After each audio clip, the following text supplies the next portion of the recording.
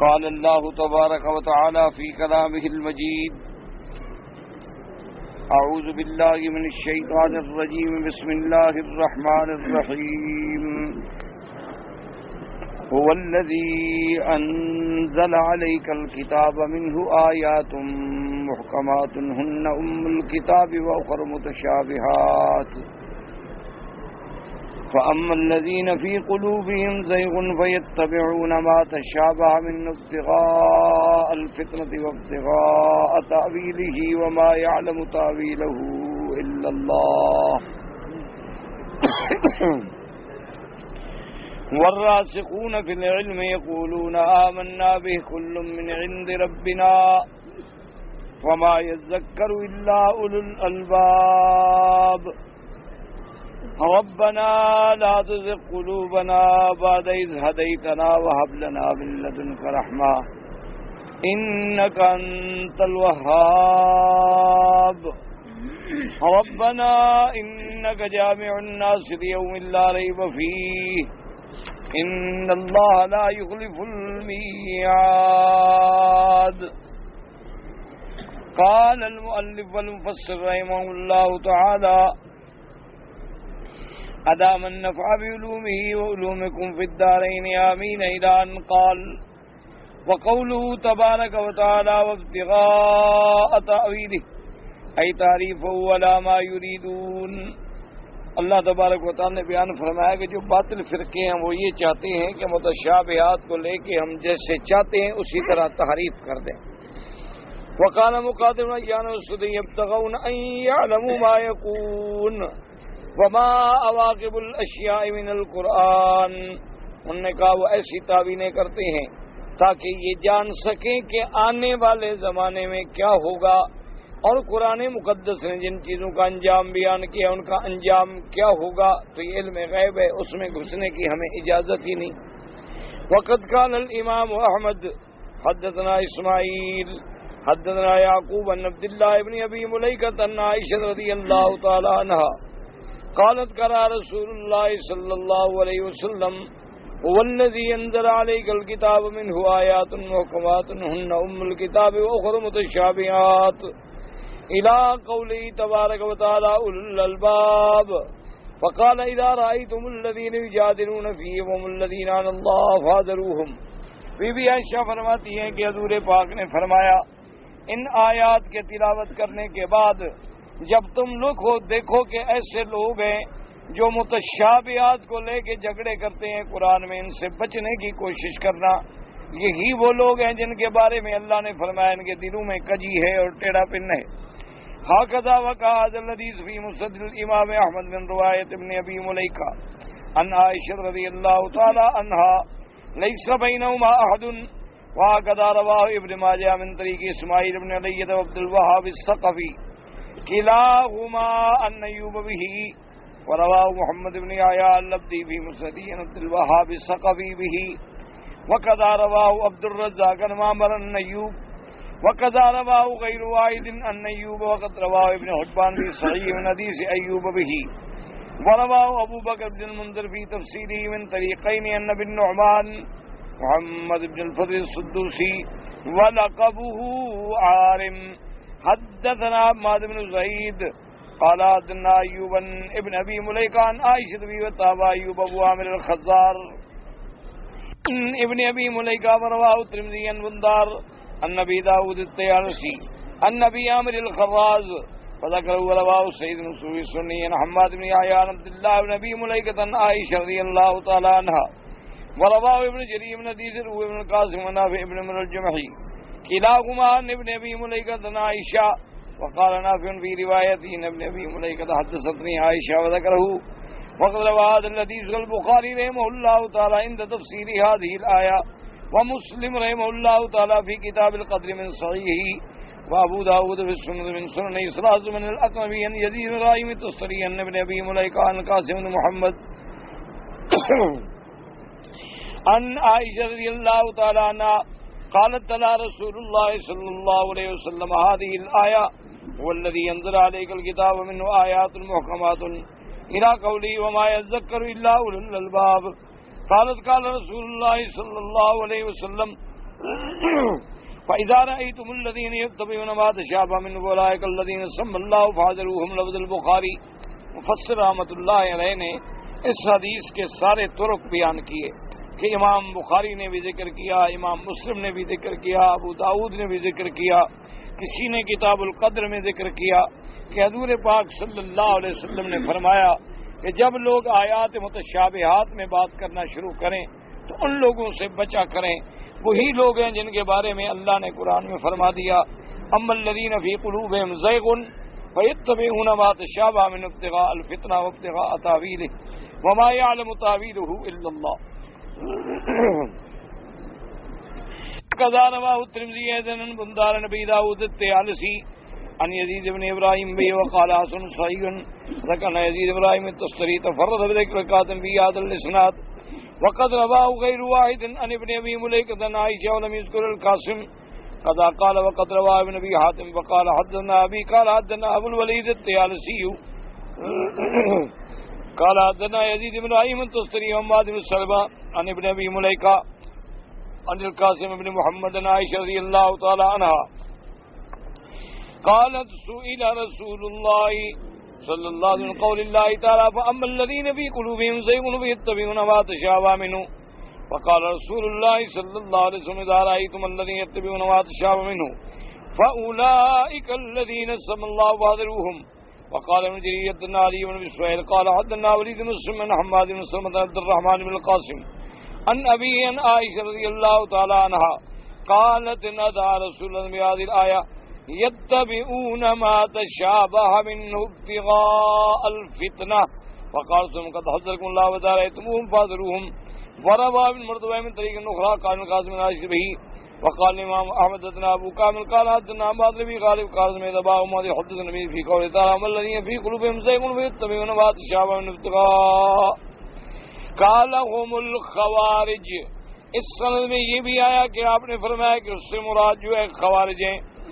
وفی قول تعالی یوم تبیض وجوہ وتسود وجوہ قال هم الخوارج، چونکہ خارجیوں کی بھی یہ عادت تھی کہ قرآن کے الفاظ کی وہ تعویلیں کرتے تھے اور آیات متشابہات کو سامنے رکھتے تھے اور سامنے رکھنے کے بعد پھر اپنے عقل سے فیصلے کرتے تھے۔ جیسے دیکھا کہ کسی نے فیصلہ کیا، کہتے جی الحکم الا للہ، فیصلہ اللہ نے کرنا ہے، تم کون ہو فیصلہ کرنے والے؟ بھائی فیصلہ اللہ کا ہے، حکم اللہ کا ہے، آخر نافذ تو بندے ہی کریں گے، کوئی زمین میں فرشتے تو نہیں آئیں گے۔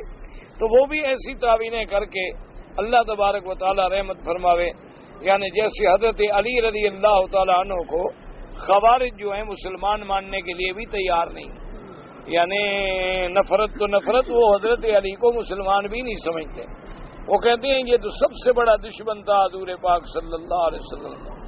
اسی لیے خوارج کا جو فتنہ ہے ان کے زمانے میں ایسی یعنی نفرت تھی ان کے دلوں میں اہل بیت سے کہ اگر ان کے خاندان میں قبائل میں کوئی خوبصورت لڑکی ہوتی اور کوئی آدمی اس کو پیغام دیتا شادی کے لیے تو وہ شرط رکھتی تھی کہ حضرت علی کی گردن لے آؤ تو میں نکاح کروں گی، یعنی اتنی ان کو نفرت تھی۔ اور وہ کہتے تھے کہ چونکہ حضور پاک نے فرمایا تھا کہ بی بی فاطمہ الزہرا رضی اللہ تعالی عنہا کو جو ناراض کرے اس نے اللہ کے نبی کو ناراض کیا، تو حضرت علی نے جب دوسری شادی کا ارادہ کیا تو بی بی فاطمہ تو ناراض ہو گئی۔ پھر حضور صلی اللہ علیہ وسلم نے فرمایا کہ حضرت علی سے کہہ دو کہ خبردار دوسری شادی نہ کرے اور بی بی فاطمہ الزہرا رضی اللہ تعالی عنہا پر کوئی سوکن نہ لائے، لیکن حضرت علی نے حضور کے حکم کی مخالفت کی اور دوسری شادی کر لی۔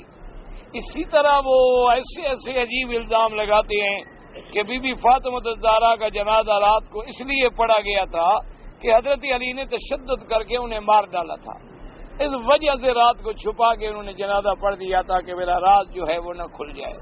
تو یہ خوارج ہیں۔ اب خود اندازہ کریں گے شیعہ کدھر گئے اور خارجی کدھر گئے۔ اللہ تبارک و تعالیٰ معاف فرمائے۔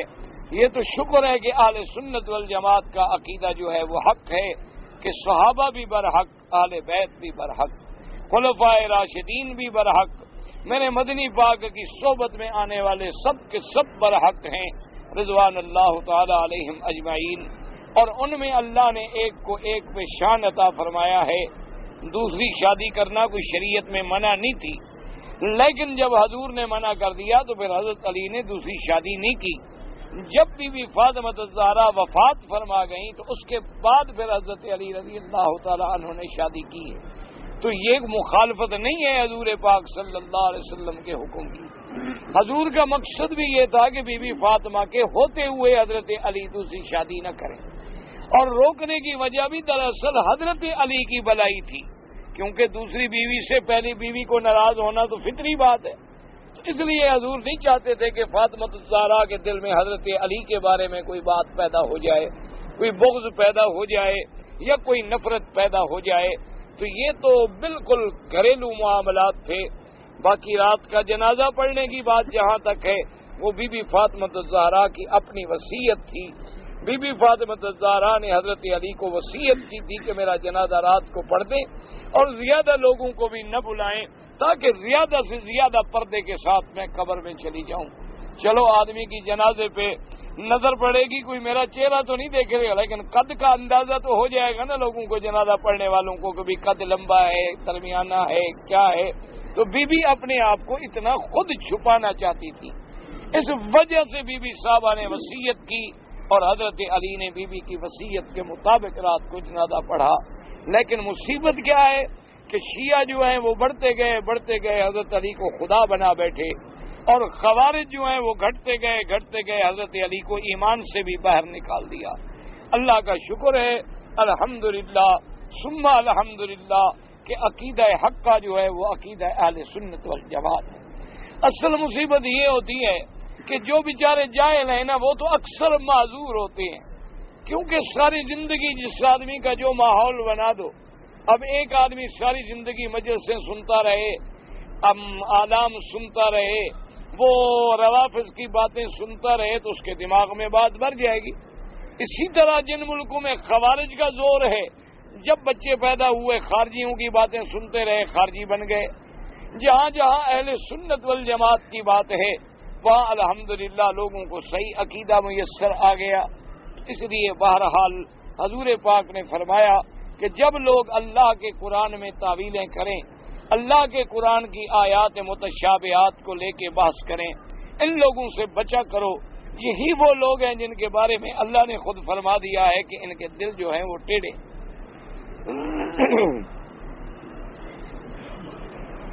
ہم اس کے بعد جناب فرماتے ہیں وقد رواه ابن مردوہ من غیر وجہ النبی غالب النبی امام ذکرہ بعد الحدیث اقل اقسام یکون موقوفا من کلام الصحابی ومعنى صحیح. اب مفسر رحمۃ اللہ علیہ فرماتے ہیں کہ اس روایت کو چاہے ہم لے بھی لیں تو زیادہ سے زیادہ موقوف ہی کہتے ہیں، لیکن معنی تو صحیح ہے. فإن اول بدعة وقعت في الاسلام فتنة الخوارج، کہ سب سے پہلی بدعت احداث فی الدین، دین کے اندر نئی نئی باتیں نکالنے والا جو فتنہ ہے وہ ان خوارج کا فتنہ تھا.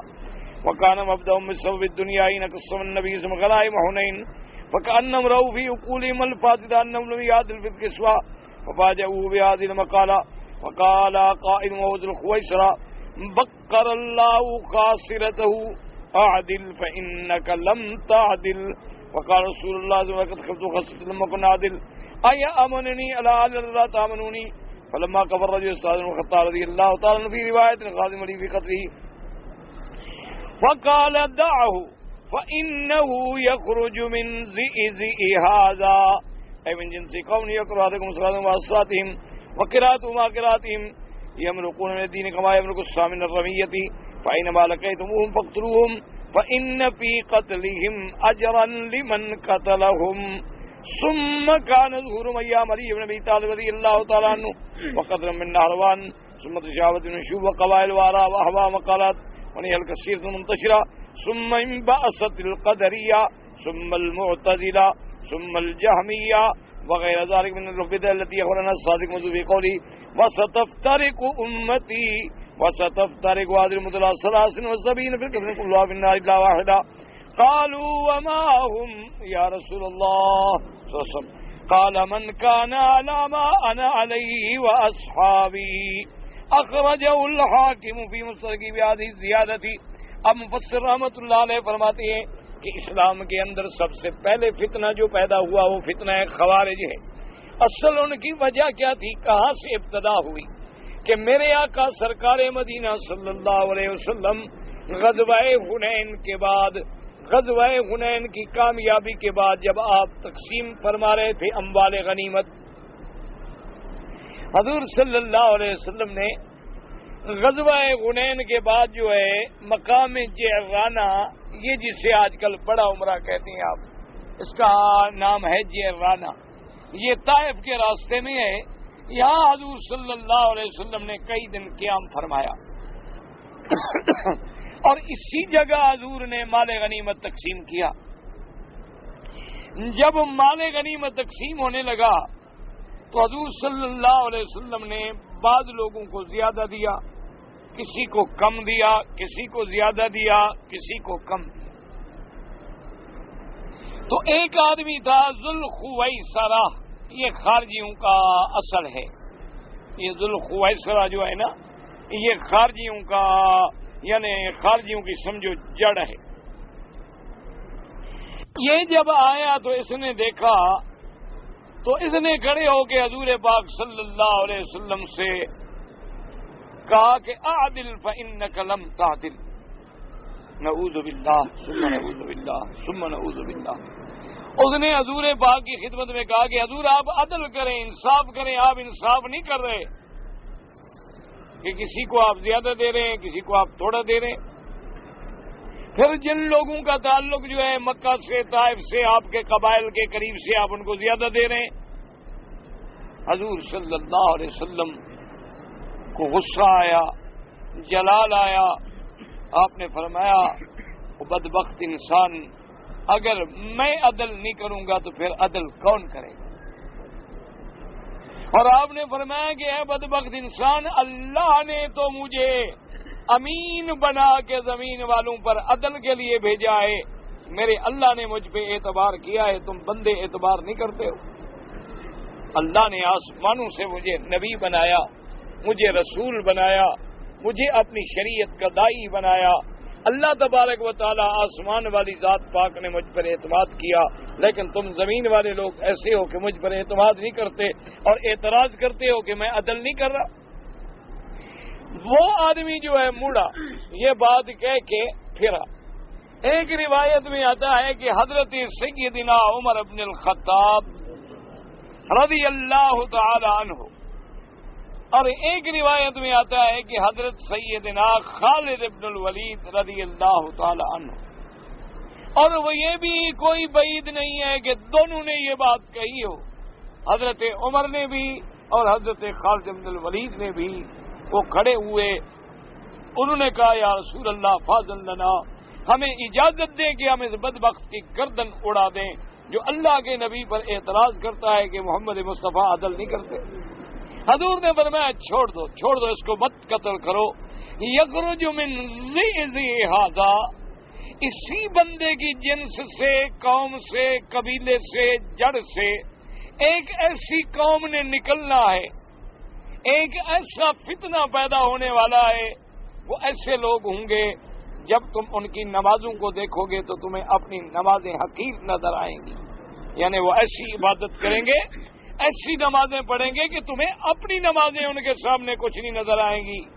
اور آپ نے فرمایا جب وہ قرآن پڑھیں گے تو تمہیں اپنا قرآن پڑھنا جو ہے کچھ نظر نہیں آئے گا، لیکن باوجود قرآن پڑھنے کے، نمازیں پڑھنے کے، یمرقون من الدین، وہ دین سے ایسے نکلیں گے، ایسے نکل جائیں گے جیسے تیر جو ہے جانور کے بدن سے نکل جاتا ہے اور اسے کوئی خون بھی نہیں لگا ہوتا، یعنی دین سے تعلق نہیں ہوگا، بظاہر نمازیں، بظاہر تلاوت، بظاہر قرات قرآن کا یہ عالم ہوگا، تو یہ بہت بڑا فتنہ ہوگا۔ اور حضور پاک نے خبر دی، آپ نے فرمایا کہ یاد رکھو اگر اس زمانے میں وہ لوگ خوارج جو ہیں، فتنے کرنے والے اگر ملیں، ان سے قتال کرنا، جو ان کو قتل کرے گا اللہ تبارک و تعالی ان کو بہت بڑا اجر اور ثواب عطا فرمائیں گے۔ اب مفسر رحمت اللہ علیہ فرماتے ہیں کہ پھر یہ قوم جو تھی، یعنی ابتدا تو اسی زمانے میں ہو گئی جب میرے پاک نبی موجود تھے، غزوہ حنین کے موقع پر، اسی وقت آدمی جو ہے ان کا اصل جو تھا اس نے بات شروع کر دی اور وجہ اصل میں کیا تھی یاد رکھو کہ اللہ کے نبی خاتم الانبیاء صلی اللہ علیہ وسلم ہمیشہ عدل فرماتے تھے. آپ سے بڑا عدل والا نہ دنیا میں کوئی پیدا ہوا ہے نہ قیامت تک پیدا ہوگا. لیکن وجہ کیا تھی؟ مثلا جب مکہ فتح ہونے پہ آیا، ابو سفیان جو حضور کا چچا ہے اور مکے کا سردار ہے، حاکم ہے، اللہ نے جب اس کو توفیق دی وہ آیا اور اس نے کلمہ پڑھ لیا، اسلام لے آیا. تو حضرت عثمان غنی رضی اللہ تعالیٰ عنہ نے حضور کی خدمت میں عرض کیا کہ یا رسول اللہ، ٹھیک ہے یہ آپ کا دشمن ہے، اسلام کے خلاف اس نے بہت بڑی لڑائیاں لڑی ہیں، لیکن آپ کا چچا ہے اور اب تو اللہ کا شکر ہے کہ کلمہ بھی اللہ نے نصیب کر دیا، لیکن مکے کا سردار ہے، آپ اگر اس کو عزت نہیں دیں گے، عظمت نہیں بخشیں گے تو ایسے لوگ جو ہیں پھر دل سے خوش نہیں ہوتے، کہیں گے اچھا ہم اسلام میں داخل ہوئے کہ پہلے تو ہم سردار تھے اور آج ہمیں ذلیل کر دیا گیا، آپ اس کو ضرور کوئی عزت کا مقام دیں. حضور نے فوراً اعلان کر دیا کہ من دخل دار ابی سفیان فلہ امان. آپ نے فرمایا کہ لوگوں، جو آدمی کعبے میں داخل ہو جائے اس کو بھی امان دے دو، جو آدمی ابو سفیان کے گھر میں چلا جائے اس کو بھی امان دے دو، کوئی قتل نہ کرے. ابو سفیان خوش ہو گئے کہ ماشاءاللہ اسلام میں مجھے اتنی عزت ملی ہے کہ اللہ کے نبی نے خدا کے کعبے کے بعد میرے گھر کو عزت دے دی کہ بھئی جو کعبے کے اندر داخل ہو جائے حرم میں اس کو بھی قتل نہ کرو، اگر ابی سفیان کی حویلی میں چلا جائے اس کو بھی قتل نہ کرو. تو لہذا ابی سفیان کا دل جو ہے وہ خوش ہو گیا کہ بھی اسلام نے بھی ہمیں سردار بننے کے بعد عزت دی ہے. تو یہ ایک فطری بات ہوتی ہے. جیسے کہ سمامت ابن اسال ایک نجد کے علاقے کا بہت بڑا سردار تھا قبائل کا اور بہت بڑا بہادر آدمی تھا، عمرہ کرنے کے لیے جا رہا تھا، صحابہ نے راستے میں گرفتار کر لیا تھا. کافر مشرک بھی عمرہ تو کرتے تھے نا، یہ تو نہیں کہ مشرک عمرہ نہیں کرتے تھے، اس زمانے میں کرتے تھے، اب بھی کرتے ہیں، قبروں پہ بھی سجدے کرتے ہیں، خدا کے کعبے کے طواف بھی کرتے ہیں، دادا صاحب کی مزاروں پہ طواف بھی کرتے ہیں. دونوں کو راضی کیا ہوا ہے اللہ میاں، تو بھی راضی، تیرے فقیر بھی راضی، سب گاڑی چل رہی ہے ماشاءاللہ. تو اس کو جناب جب پکڑ لیا حضور صلی اللہ علیہ وسلم کی خدمت میں گرفتار کر کے لے آئے. مشرک تھا، کافر تھا، لیکن تھا سردار آدمی. تو حضور نے فرمایا کہ بھائی اس کو کیوں پکڑے؟ انہوں نے کہا جی یہ فلاں مشرک ہے. آپ نے فرمایا اچھا ٹھیک ہے، اس کو مسجد کے ستون کے ساتھ باندھ دو. مسجد کے ستون کے ساتھ باندھ دیا. 4-5 گھنٹے گزر گئے، حضور پاک نماز سے فارغ ہوئے تو وہاں سے جب گزرے تو حضور نے فرمایا کہ ہاں بھائی کیا حال ہے تمہارا، ٹھیک ہو، توبہ کرتے ہو، سلو کرتے ہو، جزیہ دیتے ہو، کیا کرتے ہو، کیا سوچا ہے؟ اس نے کہا حضور بات یہ ہے کہ میں بھی کوئی سڑک کا گرا پڑا انسان نہیں ہوں، میں بھی اپنے قبیلے کا سردار ہوں. ان قتل تذات دمن، اگر آپ مجھے قتل کریں گے تو میرے خون کا بدلہ لینے والے مر نہیں گئے ہیں، ابھی زندہ ہیں، وہ بھی بدلہ لیں گے. اور اگر آپ احسان کریں گے تو میں بھی بندہ ہوں، احسان کا بدلہ دوں گا. میں بھی کوئی ایسا گرا ہوا آدمی نہیں ہوں، میں بھی سردار ہوں اپنے قبیلے کا. اگر آپ مجھ پہ احسان کرتے ہیں تو مرد ہوں، احسان کا بدلہ ادا کروں گا. سزا دیتے ہیں، قتل ہونے کے لیے تیار ہوں، آپ مجھے قتل کر لیں، میں کلمہ جب نہیں پڑھتا. حضور نے فرمایا اس کو رہنے. خیر رات ساری گزر گئی، بندہ رہا. دوسرے دن حضور نے پوچھا کہ ہاں بھائی اب کیا خیال ہے؟ انہوں نے کہا جی اپنا تو وہی پرانا حال ہے، ہم ضد میں کھڑے ہیں، فکر نہ کریں، آپ قتل کریں تو قتل کر دیں. حضور نے فرمایا اچھا اس کو رہنے دو. ایک دن اور گزر گیا. اس میں حکمتیں ہوتی ہیں. اصل میں حضور چاہتے تھے نا کبھی نمازیں دیکھے، مسجد میں صحابہ کا آنا جانا دیکھے، میرے مدنی محمد مصطفیٰ کا اٹھنا بیٹھنا گزرنا چلنا دیکھے، تب ہی اسلام اثر کرے گا نا. کھڑا رہے دیکھتا رہے. تیسرے دن جب حضور آئے آپ نے فرمایا کیا سوچا ہے؟ اس نے کہا جی وہی جو پہلے دن کہا تھا. آپ نے فرمایا چھوڑ دو. اس نے کہا اچھا جی چھوڑتے ہیں تو کیا بدلہ لیں گے؟ آپ نے فرمایا کوئی بدلہ نہیں، جاؤ ہم نے تمہیں چھوڑ دیا، معاف کیا، بس ختم، احسان. کہنے لگا جی ٹھیک ہے، چھوڑ دیا، چلا گیا. 2-3 گھنٹے کے بعد واپس آ گیا، حضور صلی اللہ علیہ وسلم کی خدمت میں آ کے ملا. حضور نے فرمایا کیوں آ گئے ہو؟ کہنے لگا حضور اب میں کہاں جاؤں، کلمہ پڑھا دیں، اب تو میں نہیں جاتا، اب تو اسلام میرے دل میں داخل ہو گیا، اب مجھے کلمہ پڑھا دیں، مجھے سمجھ آ گیا کہ اللہ کا نبی سچا. حضور نے کلمہ پڑھایا. اس نے کہا حضور میں جا رہا تھا عمرے پہ، آپ کے صحابہ نے مجھے پکڑ لیا، میں تو احرام میں تھا، اب مجھے بتائیں میں نے منت مانی تھی عمرہ کرنے کی، اب میں ہو گیا مسلمان، میں وہ اپنی منت جو کفر کے زمانے میں مانی تھی پوری بھی کروں یا نہ کروں؟ حضور نے فرمایا تم نے اللہ کے لیے منت مانی تھی، عمرہ تو ٹھیک بات ہے نا، جاؤ پورا کرو، جاؤ مکے میں عمرہ. چلا آیا مکے میں. مکے میں جب آ کے اس نے عمرہ کیا، طواف کیا، صفا کیا، مکے کے سرداروں کو پتہ لگا کہ وہ تو ثمامہ ابن اسال آیا ہوا ہے اور وہ بھی مسلمان ہو گیا. وہ آئے تو انہوں نے گھیر دیا، انہوں نے کہا تم مسلمان ہو گئے، ہم تمہیں عمرہ طواف نہیں کرنے دیتے، تم کیسے مسلمان ہو گئے؟ اس نے کہا بات سنو مکے والوں، میں مسلمان ہو گیا، عمرہ نہیں کرنے دیتے ہو، نہ کرنے دو، السلام علیکم میں جا رہا ہوں، پھر کروں گا. یہی ہے نا، عمرہ دوبارہ قضا کرنا پڑے گا اور کیا ہوگا. عمرہ قضا کر لوں گا، دم ادا کر دوں گا، کوئی ایسی بات نہیں، میں کوئی غریب بھکاری تو نہیں ہوں، لیکن میرا تم نے راستہ روکا ہے، میں اگر تمہیں گھٹنے نہ ٹکوا دوں تو پھر مجھے بھی نہ کہنا کہ ثمامہ ابن اسال نہیں تھا. تو کہا کیا کر لو گے؟ انہوں نے کہا ٹھیک ہے، بس تمہاری ہماری جنگ، اب میں محمد مدنی کے ساتھ ہوں. اس نے جناب نجد کے علاقے میں، شام کے علاقے میں جتنے تجارتی قافلے جاتے تھے نا مکے والوں کے، سب اپنے قبائل کے جوان لگا دیے کہ جو قافلہ جائے لوٹ لو اور مت جانے دو ایک گندم کا دانہ مکے والوں کو. سب اس نے پہرے لگا دیے. وہ تو 6 مہینے میں بھیک مانگنے پہ آ گئے مکے والے. انہوں نے وفد بھیجا مدینے حضور کی خدمت میں کہ خدا کے لیے سفارش کرو ہماری جان چھڑو. ٹھیک ہے ہم کافر ہیں لیکن آپ کے رشتہ دار تو ہیں، ہم بھوکے مر رہے ہیں، ان کو منع کرو، مہربانی کرو. وہ تو ایک گندم کا دانہ بھی نہیں آنے دیتا. پھر حضور نے پیغام بھیجا، آپ نے فرمایا کوئی بات نہیں، چھوڑ لو، جینے کا حق تو کافر کو بھی ہے نا. دنیا میں کافر بھی رہیں گے، مسلمان بھی رہیں گے.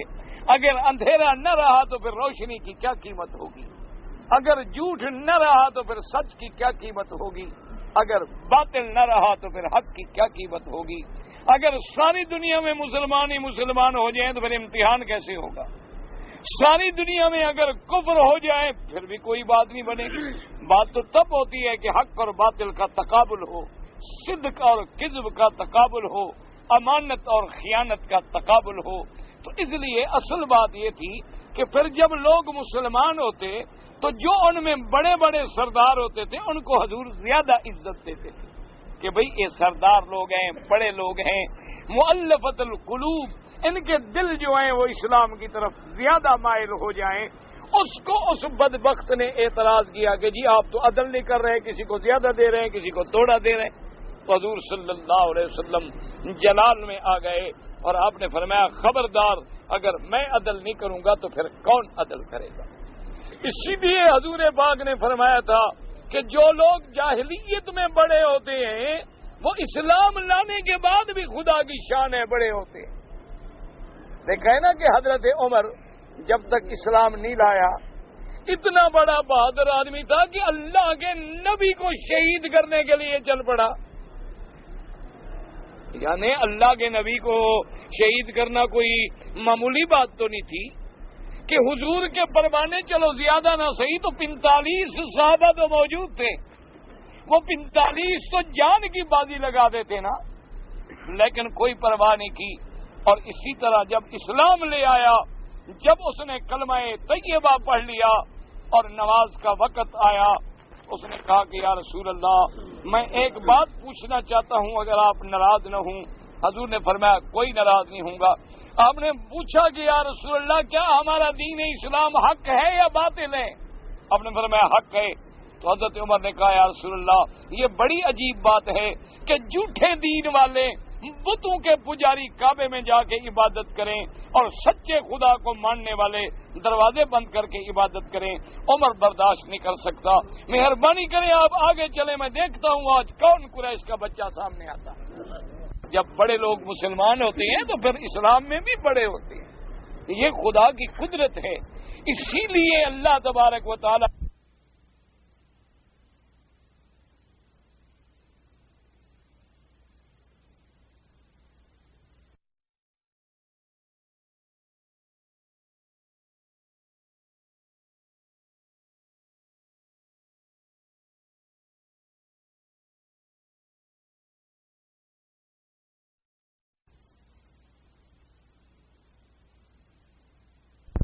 کو بھی یہ ہدایت ہوتی ہے کہ جب علاقے میں جائیں تو وہاں کے بڑے لوگوں کو دین کی طرف مائل کرنے کی کوشش کریں، کیونکہ اگر ان میں ایک بھی ٹھیک ہو جائے تو سمجھو علاقہ ٹھیک ہو جائے گا، ساری قوم ٹھیک ہو جائے گی، ساری برادری ٹھیک ہو جائے گی.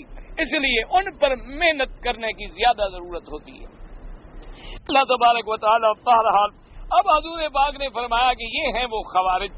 تو اب صحابی فرماتے ہیں کہ پھر یہ خوارج کا فتنہ جو ہے پھر آگے ظاہر ہوا حضرت علی کے زمانے میں.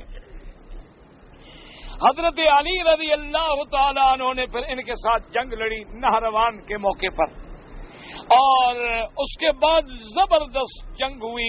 اللہ نے حضرت علی رضی اللہ تعالیٰ عنہ کو فتح عطا فرمائی، آپ غالب آ گئے. پھر ان کے بعد جو ہے نا جی اسی خوارج سے پھر جو لڑیاں پھوٹی، پھر ان سے بڑے بڑے فتنے پھوٹے. کئی جماعتیں قدریہ بن گئیں، کئی جماعتیں جو تھیں وہ معتزلہ بن گئیں، کئی جماعتیں جو تھیں وہ جہمیہ بن گئیں، کئی جماعتیں جو تھیں وہ کرامیہ بن گئیں، کئی فتنے بنتے گئے، مرجئہ بن گئے. یہ وہی بات ہو گئی کہ جیسے میرے آقا نے فرمایا تھا کہ پہلی امتیں جو ہیں وہ 72 فرقے بنی ہیں، میری امت جو ہے وہ 73 فرقے تقسیم ہو جائے گی. آپ نے فرمایا کہ ستفترق امتی علی 73 فرقۃ کلہم فی النار. آپ نے فرمایا میری امت جو ہے وہ 73 ٹولوں میں تقسیم ہوگی اور سب کے سب جہنمی ہوں گے الا ما انا علیہ واصحابی. صرف جنت والے وہ ہوں گے جو میرے اور میرے صحابہ کے راستے پر ہیں. آپ نے فرمایا صرف وہ جنت میں جائیں گے، باقی فرقے جو ہیں وہ سب کے سب جہنمی ہوں گے. دعا کریں اللہ ہمیں جہنم سے بچائے اور اللہ ہمیں جنتی فرقے میں بنائے. اب ایک موٹی سی بات ہے، آپ یاد رکھ لیں، اگر آپ صحابہ سے بغض کرتے ہیں تو سمجھ لیں آپ ان میں نہیں ہیں. اگر آپ صحابہ کو حجت نہیں مانتے، آپ صحابہ کے قول پر اعتماد نہیں کرتے، سمجھ لیں آپ ان میں ہیں. اگر آپ حضور کی سنت میں نہیں چلتے، سمجھ لیں کہ پٹڑی سے ہٹے ہوئے ہیں. یہ تو بڑا آسان مسئلہ ہے. آج کل لوگ کہتے ہیں نا جی ہمیں کیسے پتہ چلے؟ بھائی اللہ نے عقل نہیں دیا، اللہ نے آنکھیں نہیں دی، اللہ نے ہمیں کان نہیں دیے، اللہ نے ہمیں سوچنے سمجھنے کی صلاحیتیں نہیں عطا فرمائی ہیں. ایک بدو کھڑا تھا، ایک مولوی صاحب گزرے، مولوی صاحب کو خیال آ گیا کہ یہ بدو آدمی ہے، جاہل آدمی ہے، اونٹ چرانے والا ہے، اس کو توحید کا کیا پتا، چلو میں اس کو توحید سمجھاؤں. وہ آ گیا مولوی صاحب. جناب مولویوں کو ذرا دماغ میں خناس ہوتا ہے نا، ہم مولوی ہیں، ہم پڑھے لکھے ہیں، اسی لیے ہمارے تبلیغی جماعت والے کہتے ہیں نا کہ مولوی جائے نا وہ کہتے ہیں تم تو لگاؤ 7 چلے، اور کوئی جاہل جائے تو اس کو کہتے ہیں ابھی 3-4 چلے سے معاملہ ٹھیک ہو جائے گا. تو ان کو لوگ کہتے ہیں دیکھو یار یہ تبلیغی جماعتوں کا دماغ خراب ہے. مولوی ہے، عالم ہے، اس کو کہتے ہیں 7 چلے. وہ سچے ہیں. مولوی کے اندر جو علم کا خناس ہوتا ہے نا وہ جلدی نہیں مرتا. ایک علم کا بھی تو تکبر ہوتا ہے نا کہ میں مولوی ہوں، یہ میں تو برباد کر دی ہے. اب اس کو مارنے کے لیے 2-3 چلے کام نہیں کرتے، وہ ٹھیک کہتے ہیں بیچارے. اچھا ویسے بہت سارے دوستوں نے دعا کے لیے لکھا ہے، ان کا کوئی اجتماع ہو رہا ہے، دعا کریں اللہ کامیاب فرما دے اور اللہ کرے کہ پوری دنیا میں دین پھیل جائے. اللہ پوری دنیا میں ہدایت کی ہوائیں چلا دیں، پوری دنیا کو توحید اور سنت محمد کا متوالا بنا دے. اللہ پوری دنیا میں امن قائم فرما دے. اور ہر مسلمان کا یہ فرض ہے کہ پوری زندگی اپنی صبح و شام دعا کیا کریں کہ اللہ اس شہر کو، اس ملک کو ہر فتنے سے محفوظ رکھے۔ اب دشمنوں کو اس کا امن جو ہے نا وہ آنکھوں میں چبھتا ہے۔ یہی تو ایک بلد الامین ہے جس کی ہم دنیا میں مثالیں دیتے ہیں۔ اس لیے دشمن جو ہے وہ برداشت نہیں کر سکتا کہ ہم کروڑ ترقیاں کر گئے، ہم چاند پہ پہنچ گئے، لیکن ہمارے امن کا یہ حال ہے کہ ایئرپورٹ پہ کھڑا ہو نا آدمی اٹیچی کے ساتھ میں وہ چھین لیتے ہیں، باہر نکلو تو پیسے جیب میں رکھنے پڑتے ہیں، 10 15 20 ریال جیب میں رکھنے پڑتے ہیں۔ مجھے کھلے دیے دوستوں نے کہ جی یہ جیب میں رکھ لو، میں نے کہا کیوں؟ انہوں نے کہا جی آگے آ جائیں گے، کہیں گے پیسے لاؤ، پیسے نہیں دو گے تو گولی مار دیں گے، جیب میں رکھو تاکہ دے دیے جان تو چھوٹے۔ یہ عالم ہے۔ جب وہ دیکھتے ہیں کہ یہ امن ہے، سکون ہے، راحت ہے، رحمت ہے، ہر آدمی کھا رہا ہے، 20 لاکھ آدمی عرفات کے میدان میں اکٹھا ہوتا ہے، پانی تو پانی 7 اپ بھی ختم نہیں ہوتا۔ کہہ دینا تو آسان ہے نا، تمہارے ملک میں میلہ لگ جائے، دریا کے کنارے پہ ہے لاہور، راوی کے کنارے پہ ہے، اگر اچھا میلہ لگ جائے پانی نہیں ملتا، کنویں کے پانی جو ہے گدلے ہو جاتے ہیں، نلکے کا پانی نکالو ایسے معلوم ہوتا ہے کہ ریت آ رہی ہے۔ بھائی ہمارا تو آخر ملک ہے، ہم جو نہیں جانتے اور کون جانتا ہے زیادہ۔ یعنی کوئی اچھا خاصا ایک میلہ لگا لیں، کوئی اچھی خاصی میلہ مویشیاں لگا لیں، ہوٹلوں میں جگہ نہیں ملے گی، پانی صاف نہیں ملے گا، دریا کے کنارے پہ ہے، یوں سمجھ لیں کہ آدھا شہر دریا پہ ہے، لیکن یہاں نہ دریا ہے، نہ نہریں ہیں، نہ کوئی چشمے بہتے ہیں، لیکن اللہ کی شان ہے کہ ہم جس پانی کو وہاں ترستے ہیں، 22 روپے کی ایک بوتل ملتی ہے تمہارے ملک میں پانی کی، اور عرفات میں الحمدللہ ثم الحمدللہ اللہ اس حکومت کو جزائے خیر عطا فرمائے کہ وہاں منرل واٹر جو ہے حجاج کو تقسیم ہوتا ہے، منرل واٹر۔ اور یعنی آپ اندازہ فرمائیں کہ مکے سے لے کر عرفات تک، عرفات سے مکہ مکرمہ تک جو حجاج پیدل جاتے ہیں، حکومت نے کہا چھت بنا دو، ان کو گرمی نہ لگے، دھوپ نہ لگے، ساری سڑک پہ چھت ہے۔ اب بادشاہ نے کہا ڈبل چھت بناؤ، ڈبل سڑک بناؤ کہ چلنے والے زیادہ ہوتے ہیں، تکلیف ہوتی ہے۔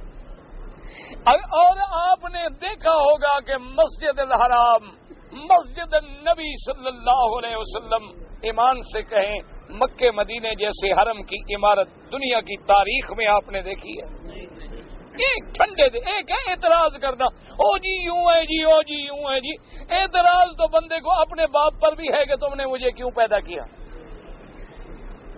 اعتراض کرنا ہو تو بندے کو اپنی بیوی پر کتنے اعتراض ہیں، اپنے بیٹوں پہ کتنی اعتراض ہیں۔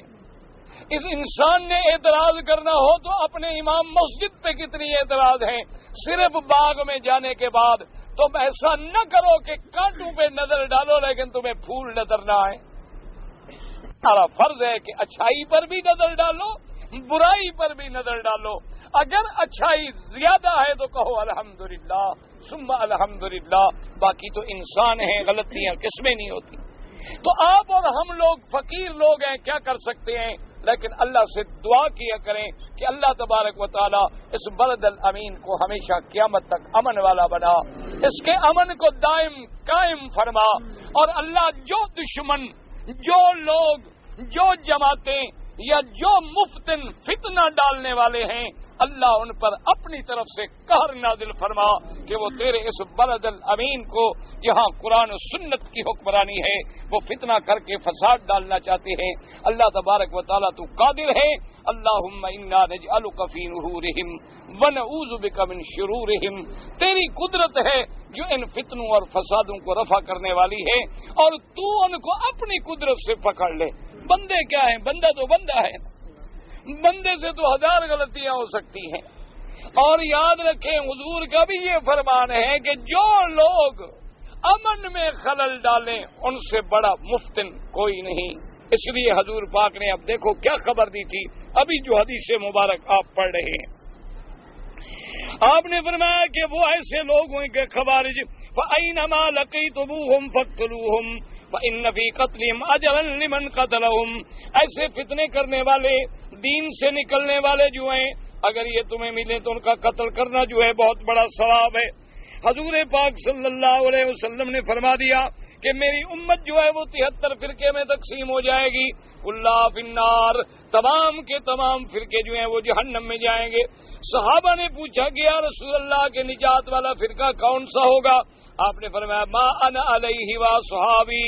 تو میں عرض یہ کر رہا تھا کہ آپ یاد رکھ لیں، آپ کہتے ہیں جی ہمیں کیا پتا ہے کون حق پہ ہے کون نہ حق پہ ہے، ٹھنڈے دل کی بات۔ حضور نے فرمایا جو میرے راستے پہ اور میرے صحابہ کے راستے پہ۔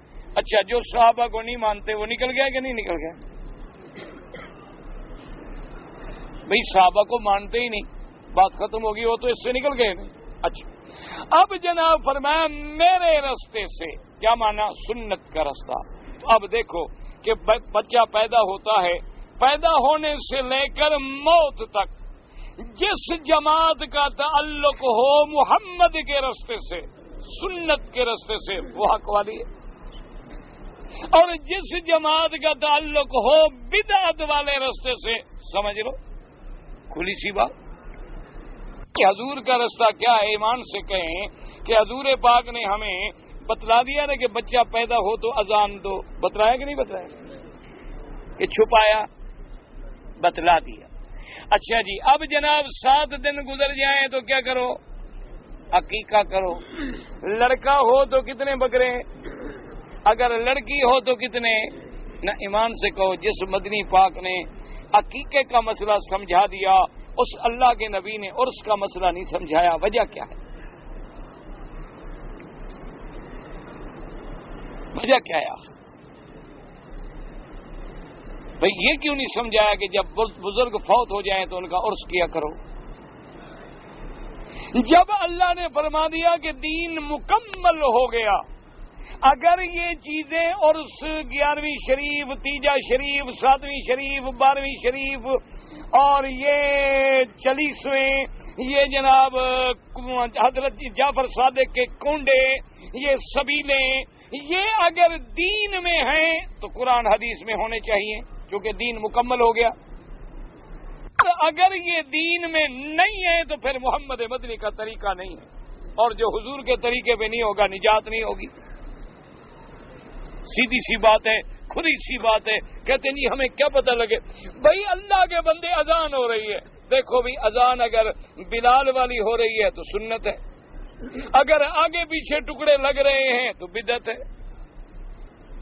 اگر مرنے کے بعد اسی طرح تعزیت ہے 3 دن کے اندر، عظم اللہ اجرک، انا للہ و انا الیہ راجعون، اللہم اغفرہ وارحمہ وتجاوز عنہ، سمجھ لو سنت ہے۔ اگر جناب ٹیپیں لگی ہوئی ہیں اور جناب لائٹیں لگی ہوئی ہیں، کرائے پر قرآن پڑھنے والے بلائے گئے ہیں، کرائے پر ماتم کرنے والے بلائے گئے ہیں تو سمجھ لو اہل بدعت ہیں۔ کھلی سی بات ہے، کون سی چھپی ہوئی بات ہے بھی اس میں؟ اگر اسی طریقے سے مرنے کے بعد بھی 3 دن کل شریف ہیں اور پھر اس کے بعد 7 جمعراتیں بھی شریف ہیں، 7 جمعراتیں، اور ہر جمعرات کے لیے کھانے کا بھی مینو ہے باقاعدہ کہ یہ پکنا چاہیے ورنہ قبر میں نہیں پہنچے گا۔ خدا کا خوف کریں، کوئی آدمی پاگل ہو گیا ہے۔ مجھے تو سمجھ نہیں آتی کہ بھئی دیگیں ہم پکائیں، چاول ہم خریدیں، گھی ہم لے آئیں، سارا دن ہم کھجل خراب ہوں، جب دیگیں تیار ہو جائیں ثواب کی کنجی مولوی کی جیب میں ہے۔ عجیب مسئلہ، مجھے تو عجیب۔ ٹھہرو کھانا چلو، نہیں جی نہیں، مولوی صاحب نہیں آئے، ختم شریف نہیں پڑھا۔ ٹھہرو بابا، بھائی لوگ بیٹھے ہوئے ہیں بابا گرمی، نہیں حضرت ختم شریف ابھی نہیں ہوا، ختم پڑھیں گے، دم دیں گے، پلیٹ ایک لے کے قبر میں جائے گا، مولوی دادا پہنچائے گا ہمارے دادے کو، ہم پھر کھائیں گے۔ عقل کی بات کیا ڈھونگ ہے یہ؟ سنت اسی لیے نبی آئے تھے، اسی لیے ابو جہل سے لڑائی ہوتی رہی کہ کل نہیں کرنے دیتا تھا۔ اللہ کے نبی سے جو لڑائیاں ہوئی ہیں اور میرے مدنی پاک کو کانٹوں پہ چلنا پڑا، حضرت بلال کو انگاروں پہ تڑپایا گیا، یہی عرس کا جھگڑا تھا۔ 12 میلہ ربیع الاول کو جھنڈیاں لگانے کا جھگڑا تھا، 10 محرم کو تعزیہ شریف گزارنے کا جھگڑا تھا۔ خدا کا خوف کریں، اگر اسی کا نام دین ہے تو پھر انا للہ و انا الیہ راجعون۔ اللہ پاک ہمارے حال پہ رحم کرے، ہر عمل پہ نظر ڈال لو۔ میرے پاک نبی نے نماز کے بعد فقط دعا مانگی تو اللہم انت السلام ومنک السلام تبارک ربنا وتعالیت یا ذا الجلال والاکرام رب اعنی علی ذکرک و شکرک و حسن عبادتک اللہم لا مانع لما آتیت ولا معطی لما منعت ولا راد لما قضیت ولا ينفع ذا الجد منک الجد۔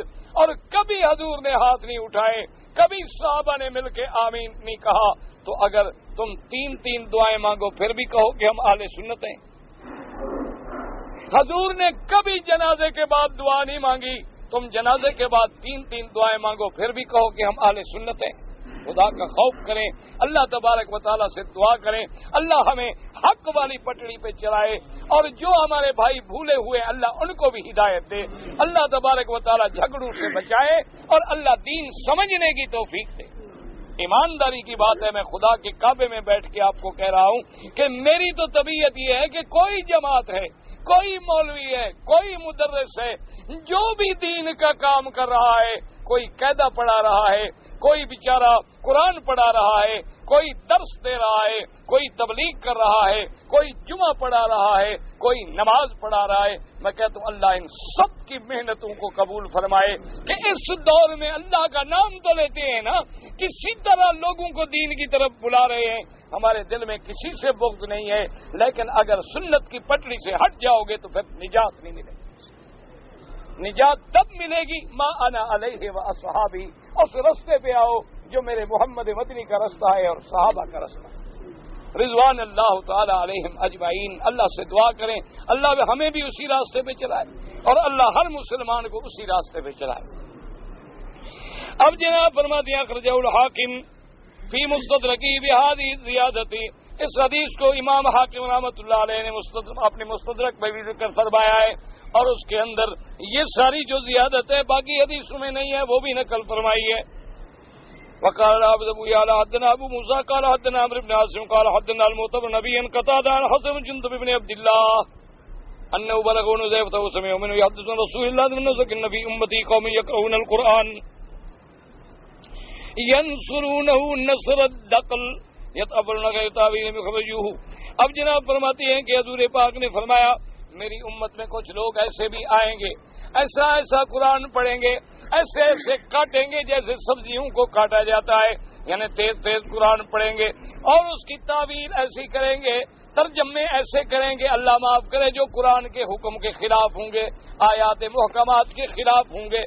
وقوله تبارک وتعالی وما يعلم تأويله الا الله والله تعالی اعلم بالمتقين۔ کہتے ہیں جی کہ ہمارے محلے میں ہر جمعرات کو کوئی آدمی گوشت خیرات کرتا ہے، اچھی بات ہے، خیرات کرنا منع نہیں، یاد رکھو سارا سال خیرات کرو، ہر جمعرات خیرات کرو، مہینے کے 30 دن خیرات کرو، سال کے 365 دن خیرات کرو، خیرات حرام نہیں، خیرات منع نہیں، لیکن یہ جو ہم نے خود بنائے ہیں کہ یہ تیجواں ہے، یہ ساتواں ہے، یہ تیجا ہے، یہ چوتھا ہے، اس طرح بدعت میں ڈال کے ہم نے حلال کو حرام کیا۔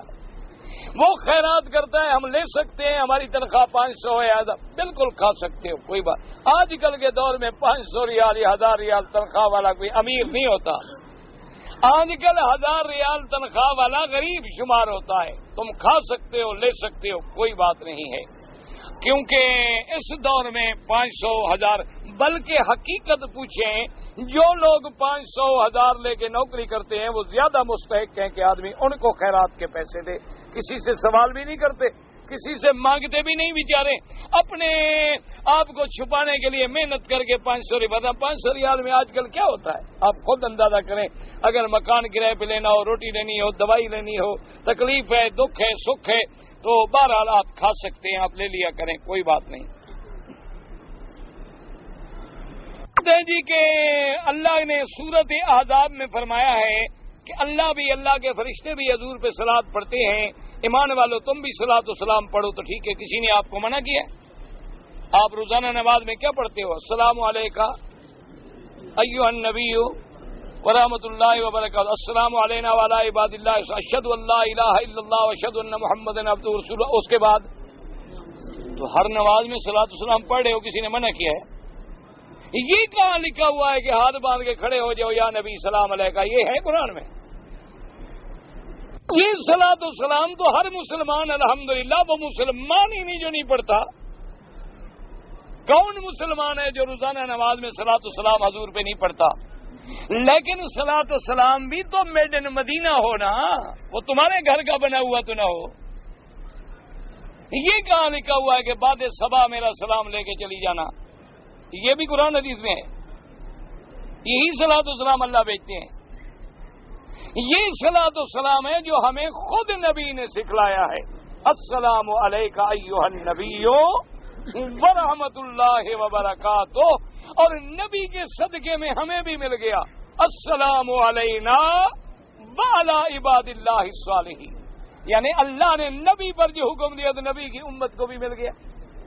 اسی طرح اللہم صلی علی محمد وعلی آل محمد کما صلیت علی ابراہیم وعلی آل ابراہیم فی العالمین انک حمید مجید. اسی طرح جب مسجد میں آئیں بسم اللہ والصلاۃ والسلام علی رسول اللہ اللہم اغفر لی ذنوبی وافتح لی ابواب رحمتک.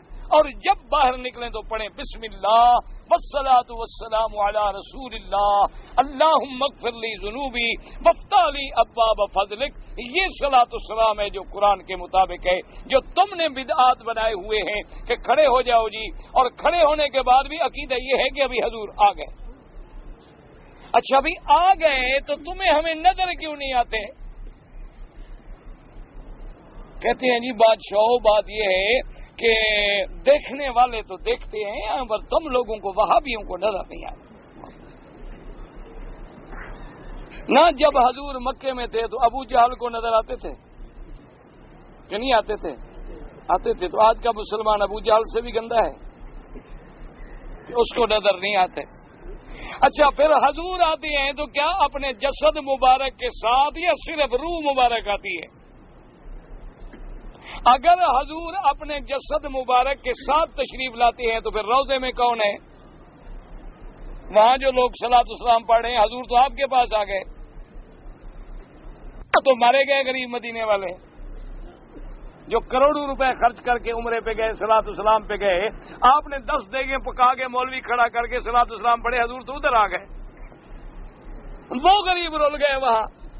اچھا اگر روح مبارک آتی ہے تو روح کو تو کوئی دیکھ سکتا ہی نہیں. روح تو امر ربی کا نام ہے، اس کو تو کوئی نہیں دیکھ سکتا. تم نے کیسے دیکھ لیا؟ اچھا اب اگر حضور کی کروڑوں شکلیں بنائی جاتی ہیں تو پھر نعوذ باللہ قادیانیوں کی طرح تم نے حضور کی ختم نبوت کو ختم کر دیا. عقل کرو، سمجھو مسئلے کو. صلاۃ و سلام پڑھو جو قرآن و حدیث میں ہے، اس کے علاوہ پڑھو گے تو ما انا علیہ و اصحابی سے ہٹ جاؤ.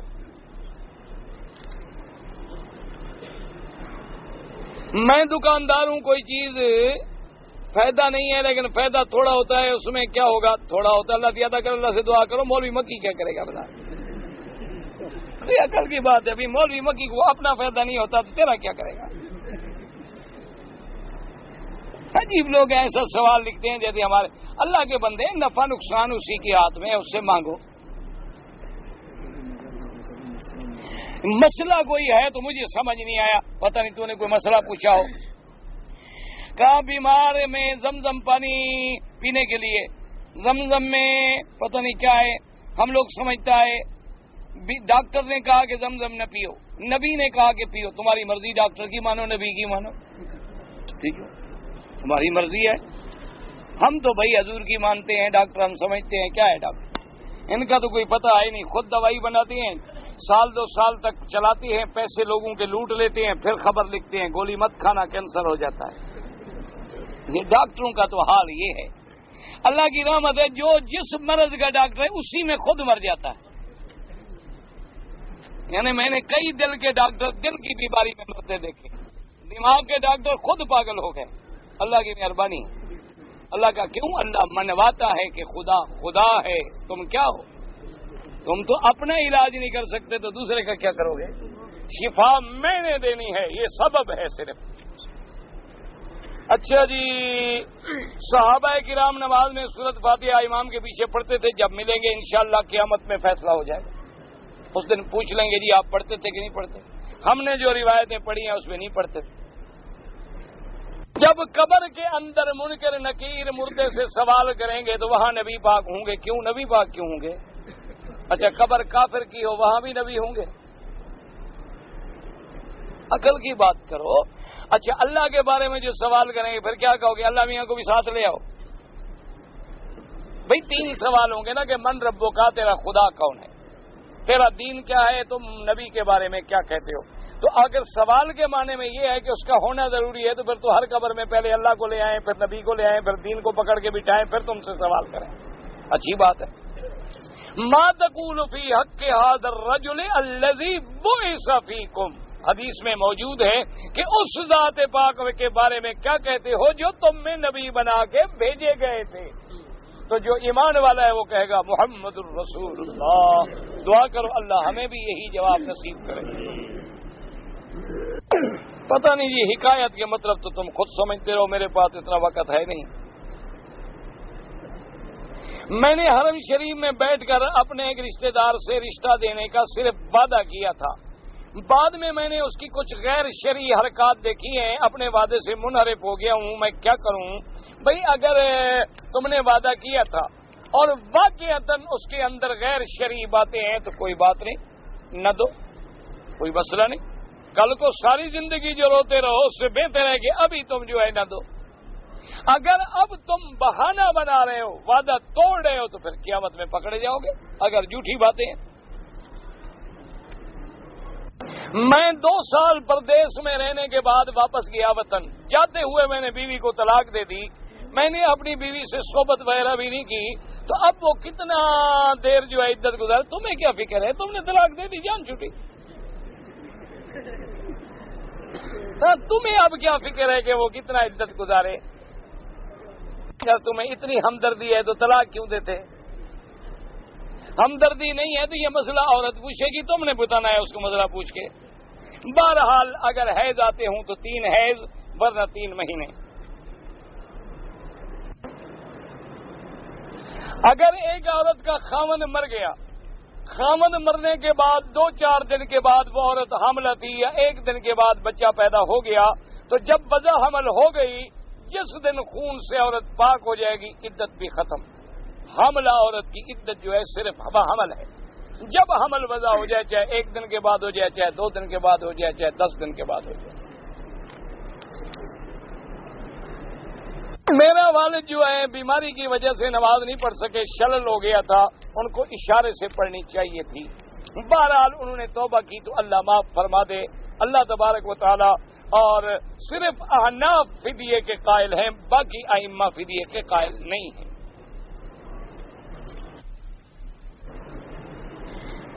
میں پاکستان سے عمرے کی نیت سے آیا ہوں، ماشاءاللہ، احرام میرا چلا گیا جہاز میں، ماشاءاللہ، اور پھر مجھے یاد ہے اچھا تم عمرے کی نیت سے آئے ہو، کہ احرام تو تم نے دے دیا جہاز والوں کو، عمرے کی نیت کیا تھی تمہاری؟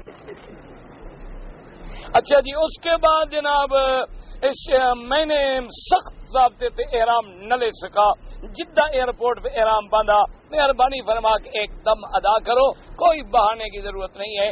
اگر تمہاری نیت ٹھیک ہوتی، جہاز میں بیٹھے بیٹھے بھی قمیص بنیان نکال کے لبیک اللہم لبیک لبیک لا شریک لک لبیک پڑھ لیتے، نیچے آ کے چادر باندھ لیتے، بس کوئی مسئلہ ہی نہیں، کوئی ضروری نہیں کہ چادریں ہوں تمہارے پاس، نہ اسی شلوار میں بیٹھے رہو، قمیض نکال لو، جو نکال سکتے ہو نکالیے، لبیک اللہم لبیک لبیک بعمرۃ، اتر کے چادر باندھ لی، کوئی مسئلہ، تم دم ادا کرو، اب کسی بہانے سے بچنے کا کوئی راستہ نہیں۔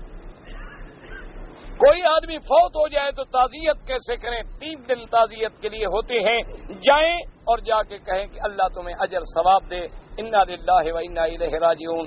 اللہ مرنے والے کی مغفرت کرے. اللہ آپ لوگوں کو صبر جمیل عطا فرمائے. بس دعا کر کے آ جائیں. یہ نہیں کہ ان کے کھانے کے سر پہ بیٹھ جائیں کہ کھانا بھی کھانا ہے. میت کے گھر میں 3 دن کھانا ناجائز ہے. ان کے لیے کھانا لے جایا کرو. یہ نہیں کہ